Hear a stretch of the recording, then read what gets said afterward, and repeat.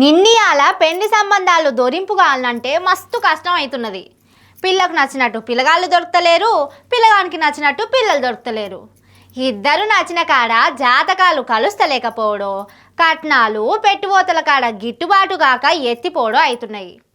అసొంటిది ఓ కాడ పెండ్లి కాని మగపిల్లగాళ్ళు ఏడ్చి నెత్తి గోడ కొట్టుకునే పని అయింది. ఈ సమాజం ఒప్పుకున్నా ఒప్పుకోకపోయినా ఆ నలుగురు ఏమనుకున్నా మాకేం పడదని ఇగో ఇద్దరు ఆడోళ్ళు ఇట్లా గుళ్ళే దండలు మార్చుకొని లగ్గం చేసుకుండ్రు.